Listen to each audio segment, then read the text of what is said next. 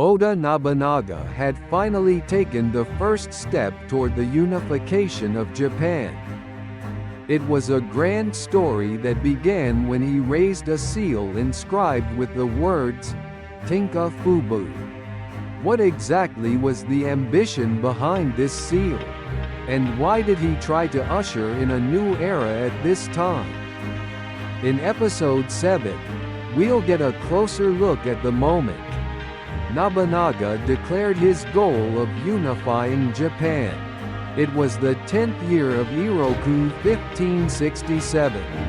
Nobunaga's long-cherished dream of conquering Mino was finally reaching its final phase. Ryuko Saito, the lord of Mino, lacked talented retainers, and was drowning in alcohol. Nobunaga did not miss this golden opportunity. He systematically orchestrated defections among Ryuko's retainers, and used political maneuvering to dismantle Mino from within. And finally, the last fortress, Inabayama Castle, fell. I've got Mino. What filled Nobunaga's eyes was not just the joy of conquering Mino. It was a burning ambition to build a new era. Nobunaga renamed this castle, Gifu. This was in imitation of the story of King Wen of Zhou, who unified China from Mount Qi. He had decided to make this place the new base for the unification of Japan. After conquering Mino, Nobunaga made Gifu Castle his base, until he built his new castle at Mount Azuki. Nobunaga developed a new castle town and revitalized commerce and industry. The policy known as Rakuichi Rikuza, or free markets and guilds, is particularly famous among Nobunaga's economic policies.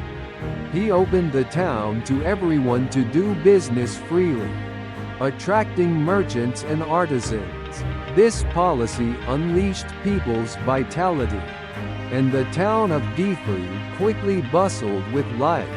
In addition to developing the castle town, Nobunaga took a symbolic action to make his determination for the unification of Japan known to the people. He decided to create a new seal. Nobunaga summoned one of his retainers. I want a new seal made. Have the characters, Tenka Fubu, carved on it. The retainer was surprised and asked Nobunaga, Te Tenka Fubu? Does that mean unifying the world by force? Nobunaga answered quietly but with great force. No, it doesn't mean ruling the world by force. It means bringing peace to the world through force, and establishing the laws of the realm across the land.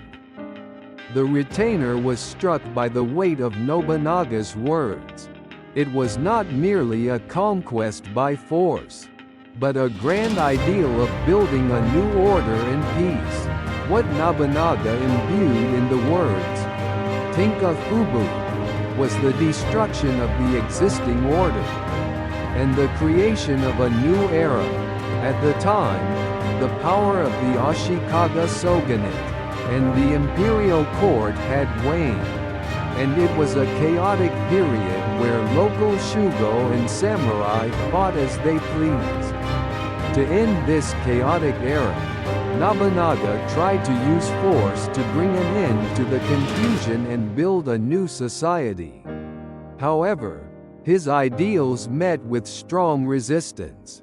Nobunaga's methods, which denied traditional authority, were a threat to those who relied on the old order, such as the shogun, the imperial court, and religious institutions. That Nobunaga is a terrifying man who tries to rule everything by force. Tenka Fubu. Such an act denies the authority of the shogunate and the imperial court. People feared Nobunaga and refused to understand his true intentions. Nobunaga was not afraid of the misunderstandings and resistance around him. He was filled with a sense of mission to uphold his beliefs and forge a new era.